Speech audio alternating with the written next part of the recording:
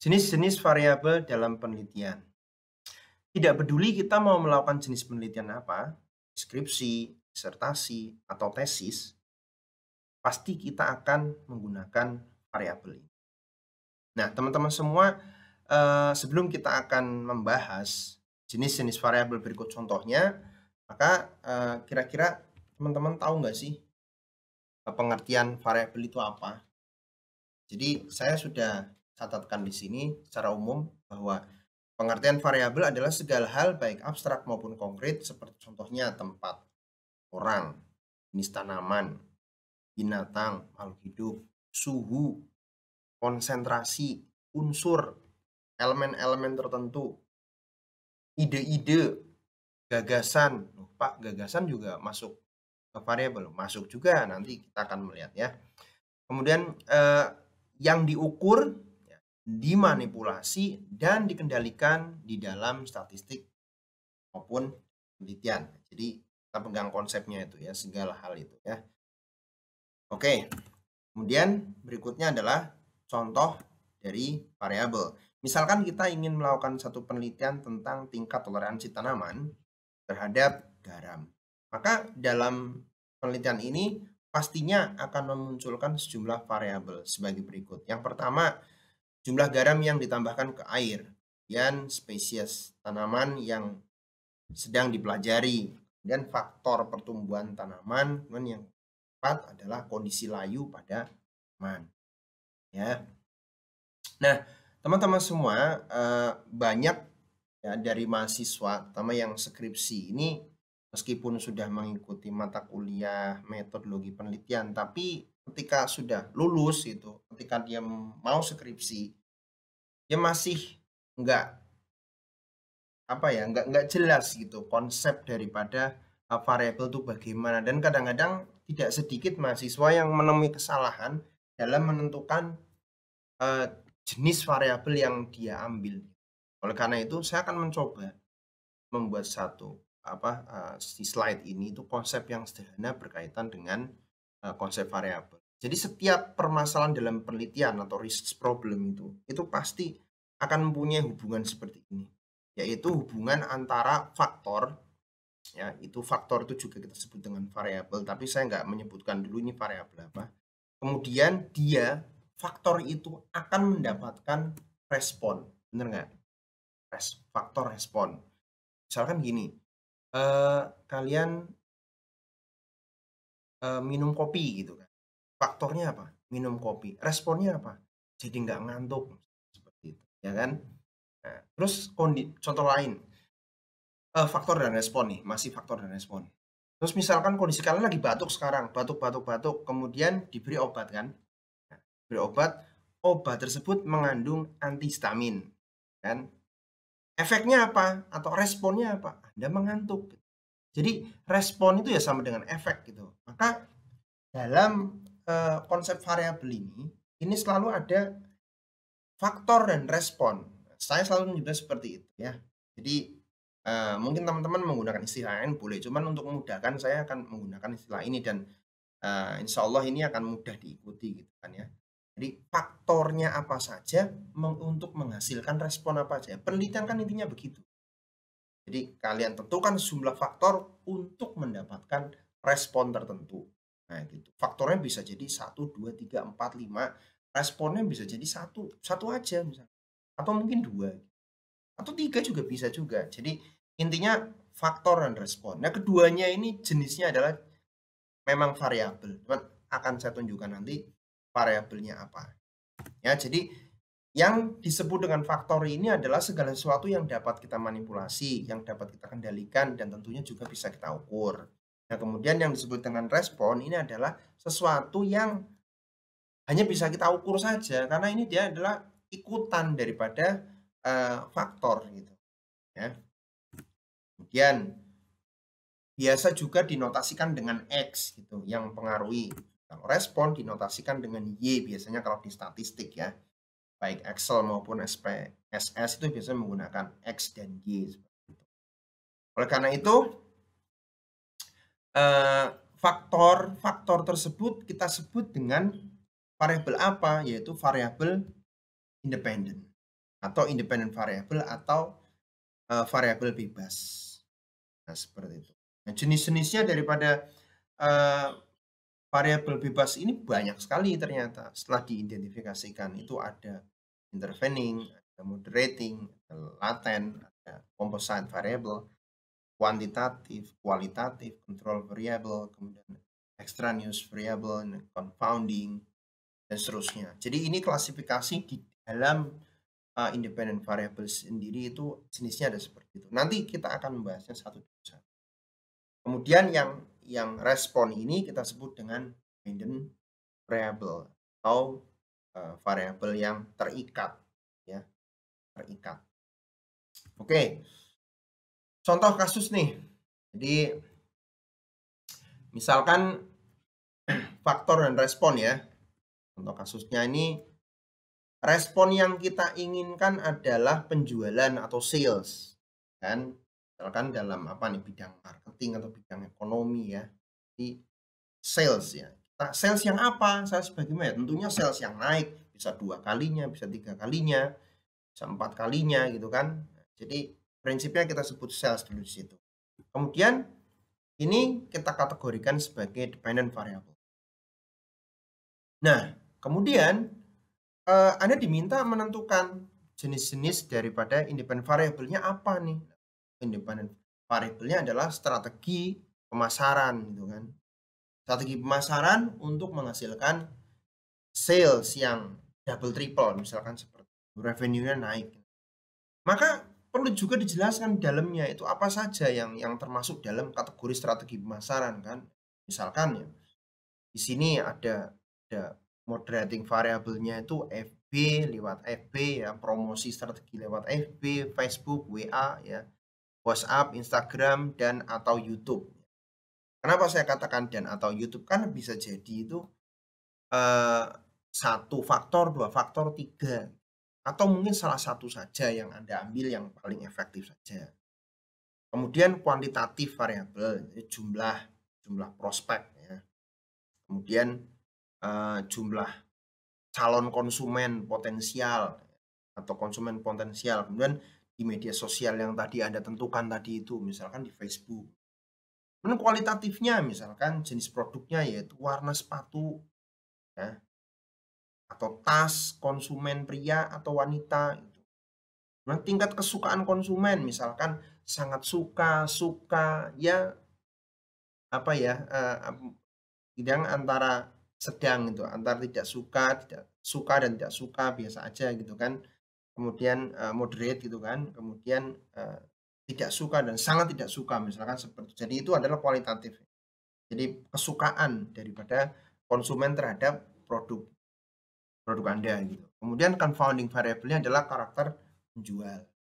Nah, interveningnya ini adalah media sosial. Jadi media sosial tadi dikelompokkan jadi FB dan seterusnya. Kemudian dalam FB itu apa? Bagaimana? Ini adalah independent variable dalam strategi pemasaran. Untuk mencapai apa? Untuk mencapai sales penjualan yang double triple dalam sebagai dependent variable. Oke ya, contohnya.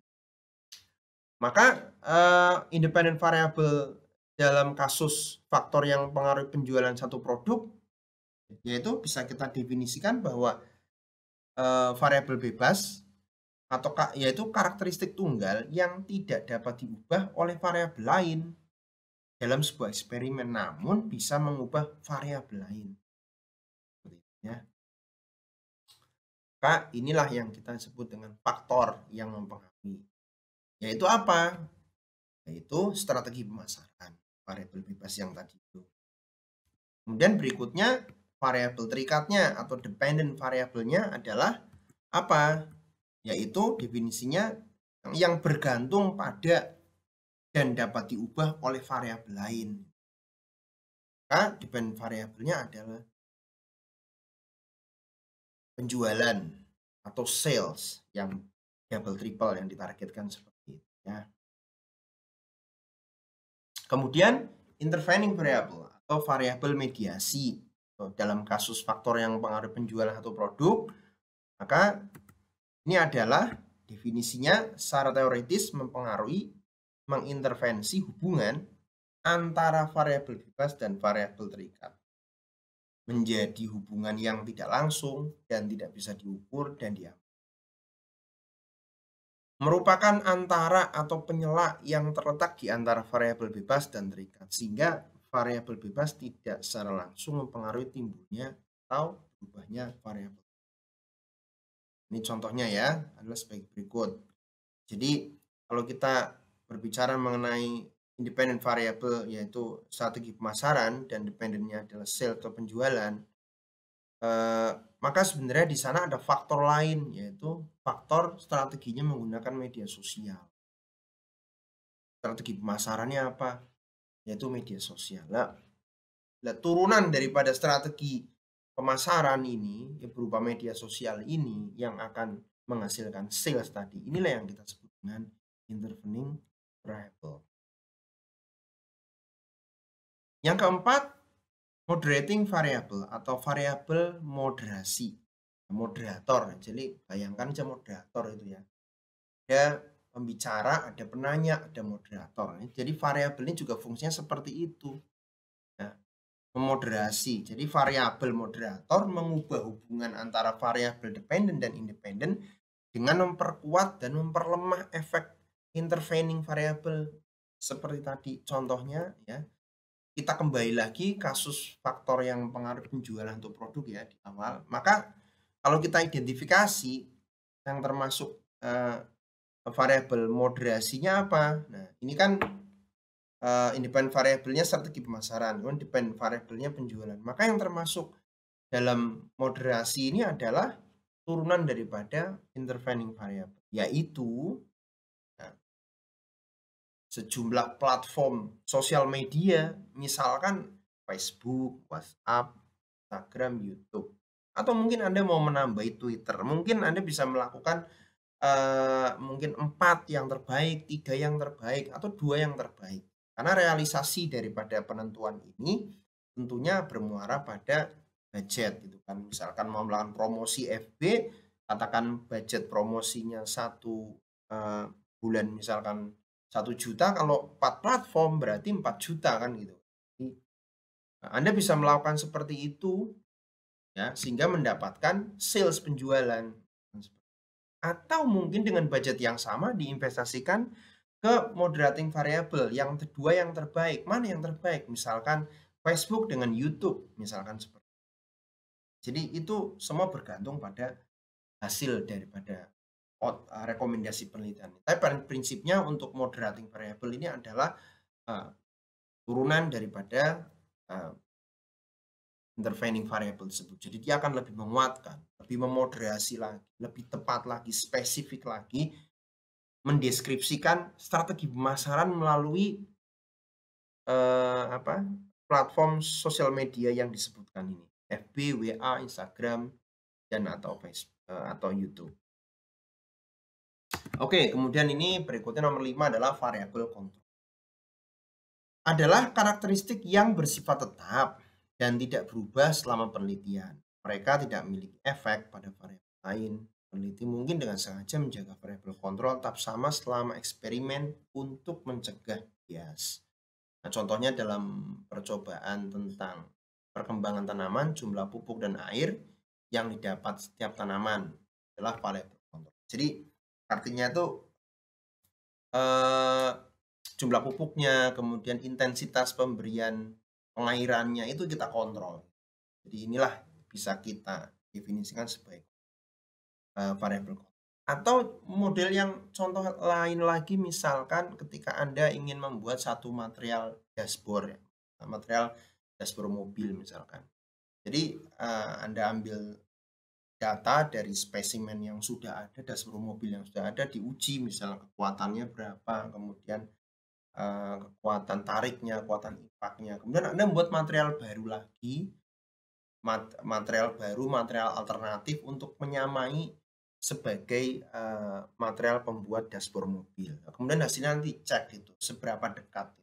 Apakah dia mendekati sama ataukah ada perbedaan 10% dari nilai yang sudah ada dari kontrolnya, itu dari data yang Anda dapatkan dari pengujian material dashboard yang asli atau bagaimana. Nah, itulah. Jadi itu memang tidak berubah itu karakteristiknya.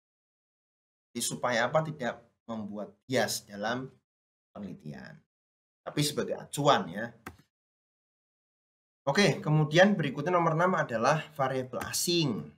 Variabel asing adalah variabel yang tidak diinginkan dan secara tidak sengaja mengubah hasil penelitian atau variabel yang ditimbulkan dari interpretasi peneliti sendiri terhadap hasil penelitian. Oke, jadi gini gampangnya. Kalau dalam faktor, contoh kasus ini begini, faktor yang pengaruhi nilai ujian bahasa Inggris nih ya. Maka kita kan jelas nih dependent variabelnya itu outputnya, responnya adalah nilai bahasa Inggris. A misalkan gitu ya, A, nilainya A atau mungkin 90 atau 100 dan sebagainya. Itu adalah outputnya atau responnya. Kemudian independent variabelnya adalah seseorang tersebut atau siswa tersebut atau mahasiswa tersebut, maka dia harus mengikuti kursus online atau mungkin les privat atau mungkin kursus menghadapi kursus yang physical meeting gitu ya, yang datang ke tempat kursusnya gitu, mana gitu.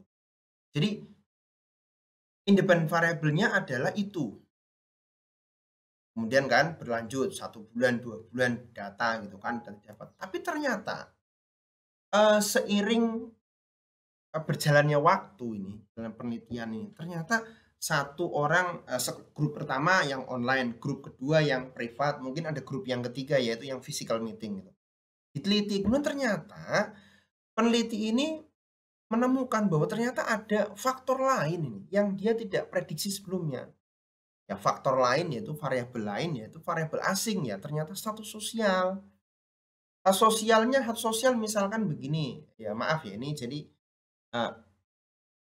kelompok orang yang kaya dan kelompok yang sedang dan kelompok orang yang eee mungkin miskin, gampangnya seperti itulah ya. Kita tidak ingin membedakan ya, tapi ini satu sosial ini contoh. Jadi yang kaya, yang menengah, yang miskin. Ternyata ada mempengaruhi gitu. Ya mungkin yang kaya ini mungkin punya kamusnya itu yang lengkap gitu. Kemudian dia juga punya kamus elektronik dan sebagainya. Tapi yang dulu kalau ingat saya waktu zaman saya SMP ya, itu ya, SMP itu kalau saya melihat siswa itu pelajaran bahasa Inggris ya di sekolah itu bawa kamusnya double.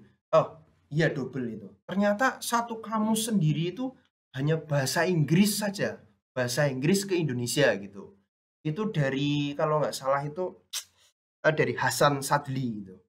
Yang warnanya itu kuning, merah, hijau apa-apa gitu. Kemudian itu yang Inggris ya, yang Indonesia Inggris, kemudian yang Inggris Indonesia warnanya orange, coklat, apa gitu. Cuman ini 2 buku besar itu. Wah, keren sekali.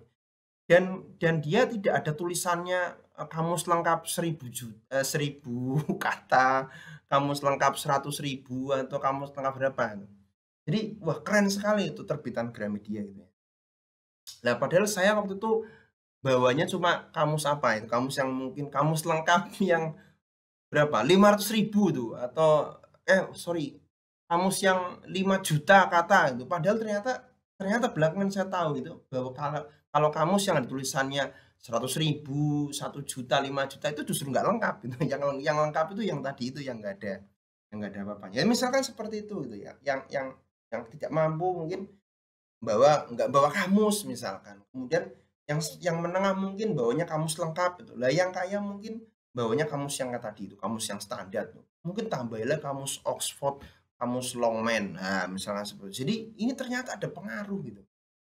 Kemudian ternyata yang dari sosial ini dia mampu mempunyai YouTube Unlimited gitu ya, internet unlimited sehingga dia bisa melatih pendengaran ini apa sense daripada native speaker-nya itu secara berkala. Lah ini yang sedang mungkin kadang-kadang gitu, yang miskin mungkin nggak mampu misalkan seperti itu.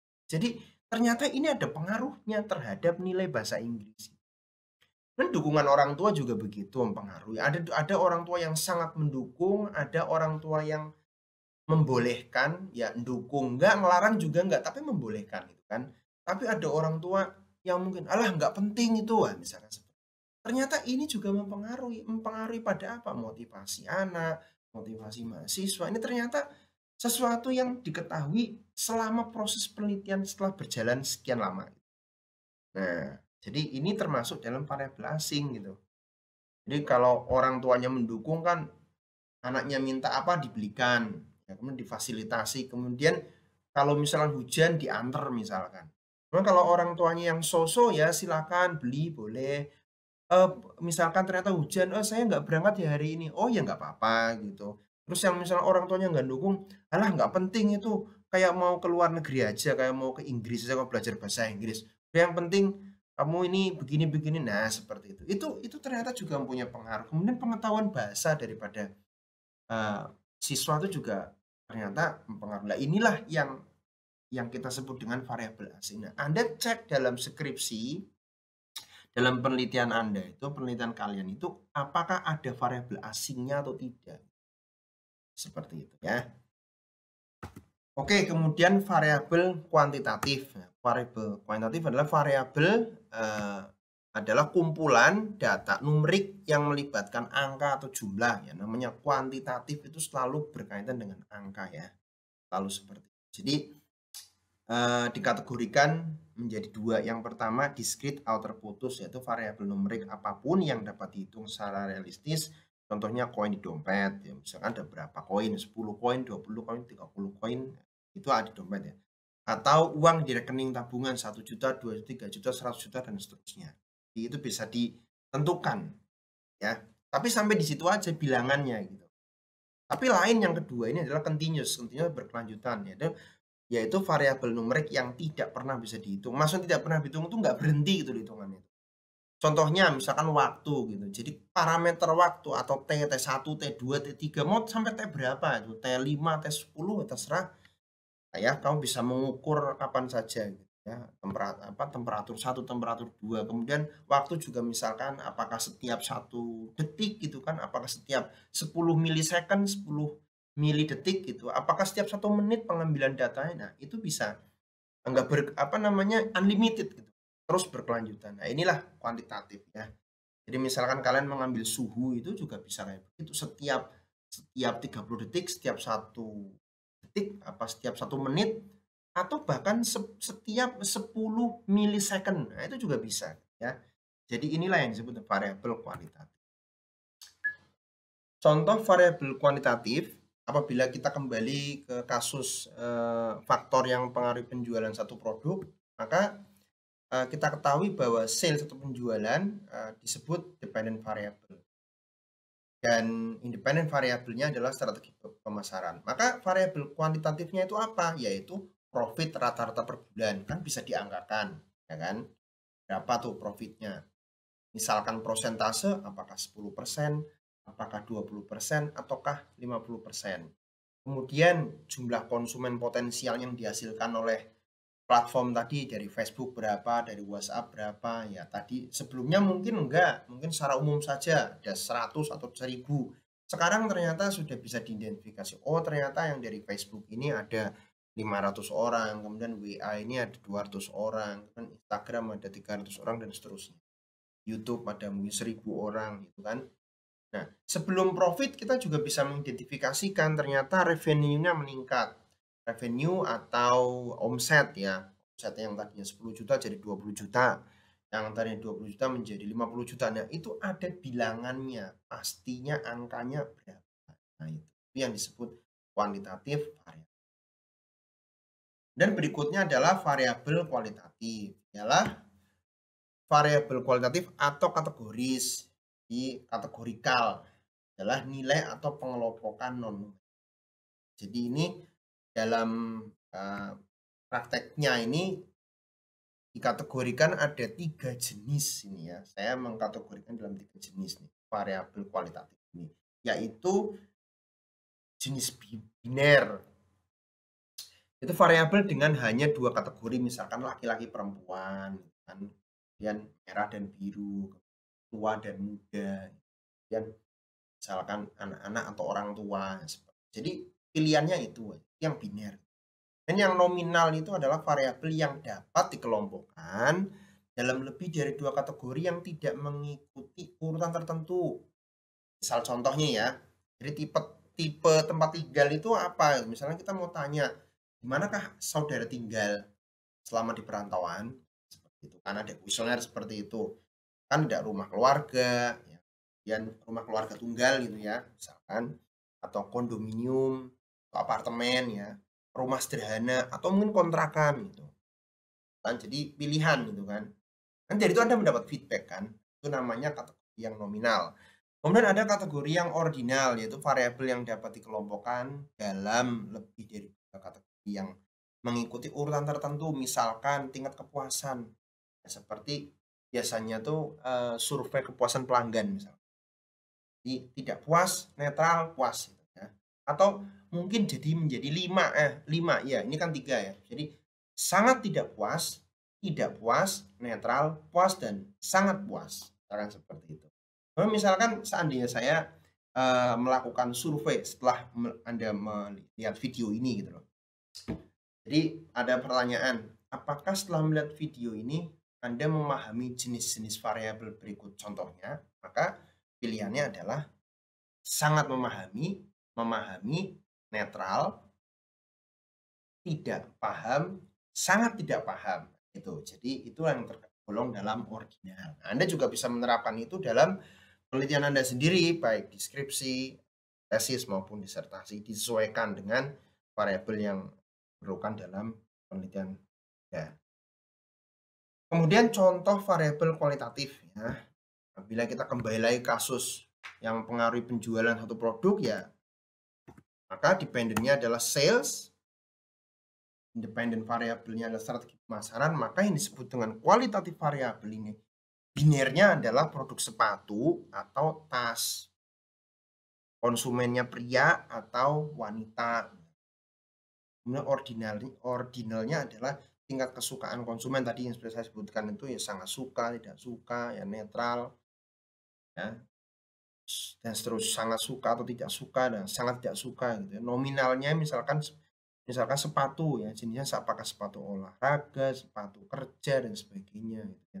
Itu adalah jenisnya, atau sepatu pantopel, atau sepatu cat gitu.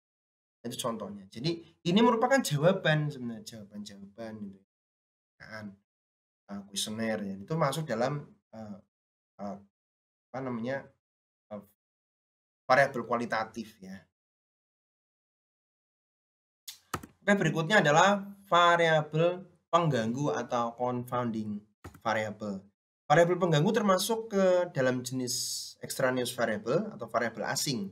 Confounding variable adalah variabel yang tidak diperhitungkan tersembunyi yang membiaskan hasil eksperimen atau menampakkan seolah-olah terjadi hubungan antara variabel padahal sebenarnya tidak. Nah, berbeda ketika tadi kita berbicara mengenai investigasi yang mempengaruhi nilai bahasa Inggris, ternyata satu sosial mempengaruhi ya, memberikan pengaruh positif ya. Kemudian, pengetahuan bahasa Inggris, seorang juga memberikan pengaruh. Nah, itu namanya variabel asing yang memberikan dampak positif ya pada independent variable. Tetapi kalau confounding ini kebalikannya, jadi dia tidak memberikan dampak positif. Seolah-olah sebenarnya, ada efeknya, sebenarnya nggak ada efek. Jadi contoh nih ya, kalau dalam kasus sama, faktor yang pengaruh penjualan, maka kita bisa menentukan di sini adalah confounding variable-nya adalah karakter penjualan. Karakter penjual, usia penjual. Nah, misalkan kalian tuh melakukan penjualan menggunakan ini tadi, media sosial, ya, online platform, kira-kira mempengaruhi apa tidak karakter penjual? Misalnya semuanya otomatis gitu ya. Ya ternyata di sini karakter penjual nggak ada apa namanya, nggak ada pengaruhnya banyak gitu. Usia penjual juga tidak banyak antara usia 18 tahun, 24 tahun, 30 tahun, sepanjang dia mendapat training yang sama, menjalankannya sesuai dengan, indikator-indikator yang ditentukan, dalam training pelatihan strategi pemasaran tersebut, maka akan menghasilkan juga, dependent variable sales yang mungkin serupa begitu ya. Tapi artinya ini nggak penting karena dia operator sifatnya. Jadi karakter penjual, usia penjual, mungkin juga di sini jenis kelamin, bisa juga di sini ya. Tapi hal tertentu jenis kelamin tersebut masuk dalam kualitatif, tapi bisa juga jenis kelamin di studi tertentu bisa dimasukkan ke dalam confounding variable. Nah, seperti itu. Tapi prinsipnya teman-teman tahu bahwa confounding variable adalah variabel yang kelihatannya punya pengaruh tapi sebenarnya nggak ada pengaruh. Oke, sekarang yang ke-10 adalah variabel composite. Composite variable atau variabel komposit adalah kombinasi dari beberapa variabel yang digunakan untuk mengukur aspek multidimensi yang sulit diamati. Wah, ini multidimensi ini ya. Jadi ya iya begitu. Jadi ada banyak aspek di sini ya. Jadi misalkan di dalam kasus jika peneliti ingin mendefinisikan kesehatan secara umum nih, secara dokter ini yang disebut dengan sehat itu apa sebenarnya? Ya, jadi dia harus mengecek dari tekanan darahnya, ya indikator tekanan darahnya, variabel indikator tekanan darahnya, kemudian berat badannya, penyakit kronisnya, riwayat penyakit kronisnya, kondisi paru-parunya bagaimana, kondisi terakhir, dan seterusnya. Jadi setelah didapat ini, ya, elemen-elemen ini, keempat elemen ini, maka bisa mendatangkan satu kesimpulan tertentu ini sebagai apa, kondisi tentang kesehatan seseorang. Jadi ini masuk dalam tadi itu variabel composite. Jadi variabel composite ini faktornya ada banyak, enggak loh cuma satu tapi 4 gitu, untuk mendeskripsikan satu kesehatan. Ya, independent variable. Jadi misalkan apa nih? Jadi independent variable ini kan kita mau menentukan faktornya apa. Jadi pengaruh kesehatan terhadap daya tahan seseorang misalkan berenang misalkan. Nah, ini kan kesehatannya apa yang dimaksud itu? Berenang yang mempengaruhi misalkan berat badan ya. Misalkan orang yang kurus dengan orang yang ideal, badannya ideal dan orang yang gemuk nih, pasti kan pengaruh kan? Nah, orang yang punya latar belakang penyakit kronis dan tidak pasti juga akan pengaruh. Dan orang yang punya paru-parunya sehat dan tidak sehat pasti juga akan pengaruhi kecepatan berenang. Nah, kemudian mungkin tekanan darah ada pengaruhnya, saya tidak tahu, saya bukan orang kesehatan, tapi misalkan saja ada di situ, mungkin ada pengaruhnya. Nah, jadi inilah yang disebut dengan independent variable dalam terminologi kesehatan yang mempengaruhi kepada kecepatan dan mungkin ketahanan seorang perenang. Nah, kayak gitu udah cepet tapi tahan itu. Ini cepet tapi mampunya hanya mungkin 100 meter, tapi ini cepet tapi bisa 1 kilo. Ah, itu maksud saya. Ya, jadi ada variabel-variabel yang mempengaruhi di sana. Variabel komposit. Nah, ini juga kalau mungkin teman-teman ada variabel komposit, dicek juga dalam penelitian teman semua ini yang mencerminkan satu variabel tertentu tapi dipengaruhi beberapa indikator, beberapa seperti ini ya, variabel komposit ini apa gitu. Bisa tentukan sendiri, saya tidak tahu. Tapi tentunya teman-teman yang paling tahu persis lah kondisi penelitiannya seperti apa. Dan berikutnya adalah variabel laten. Variabel yang tidak dapat diamati atau diukur secara langsung. Contohnya, kepercayaan diri dan motivasi tidak dapat diukur secara langsung. Ada nggak sih alat yang ukur kepercayaan diri gitu? Ini kepercayaan diri anak ini apa ya 10 meter ya. Itu meter itu kan tinggi ya ketinggiannya. Kemudian motivasi ini berapa sih motivasinya? Motivasinya berapa liter gitu ya. Itu liter itu volume gitu kan. Jadi susah juga kita itu apa ya namanya ya, mengidentifikasi kepercayaan diri seseorang, motivasinya bagaimana. Sama-sama orang diamnya, yang satu introvert, yang satu memang dia bisa manajemen diri diam, tapi ketika disuruh maju dia semangat. Tapi ketika masih siswa disuruh maju, ternyata malu-malu gitu dan sebagainya. Kan ada kan kayak gitu, ingat dulu waktu SD misalnya. Nah, keduanya ini bisa diukur lebih dahulu melalui variabel yang lain, yaitu kebiasaan. Kebiasaan misalkan kebiasaan menjawab pertanyaan dosen, kebiasaan menjawab pertanyaan guru ya, kemudian prestasinya bagaimana gitu kan. Kemudian persepsi, kemudian gaya hidupnya bagaimana. Jadi contoh satu elemen kebiasaan saja. Jadi kalau di kelas itu mesti kan dosen akan bertanya, apa yang dimaksud dengan variabel laten? Kemudian dia dengan PD-nya tunjuk tangan menjawab gitu. Terus ternyata salah gitu. Ya itu dia nggak salah nggak apa-apa gitu ya, tapi at least dia sudah mempunyai kebiasaan baik yaitu merespon pertanyaan dosen, menjawab gitu kan. Nah, nanti yang membetulkan dosennya, karena mahasiswa salah wajar gitu ya. Orang dosen aja kadang bisa salah itu ya. Jadi semua manusia itu tempatnya salah. Tapi dari kebiasaan tersebut kita bisa melihat tuh kepercayaan dirinya bagus karena dia tunjuk tangan di depan teman-temannya yang mungkin ada 50 orang atau 30 orang atau di tengah-tengah online ya, Zoom, kemudian dia pencet raise hand gitu, kemudian dia menjawab gitu. Mungkin nggak tepat tapi dia sudah berusaha. Punya kebiasaan yang baik sebagai seorang pembelajar yang jadi dia pasti bisa kita indikatorkan dia punya kepercayaan diri yang lebih tinggi dan motivasi yang lebih tinggi. Itu maksud saya.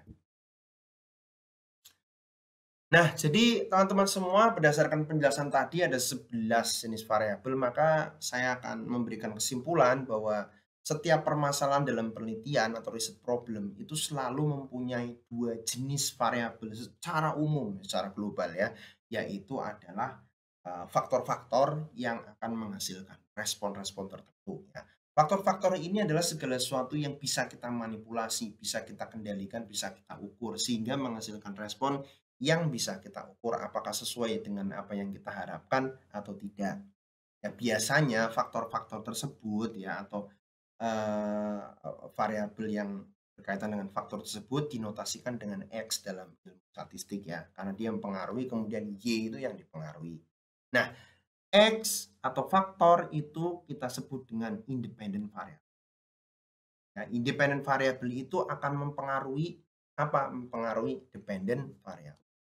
Nah, itulah teman-teman semua. Jadi, saya rasa ini penjelasan saya sudah cukup komprehensif, menjawab beberapa teman-teman yang, "Ada Pak, ini intervening variable itu apa? Moderating variable itu apa?" Jadi ini pengelompokannya. Jadi ada 2 hal besar di sini, variable independent, independent variable dan dependent variable.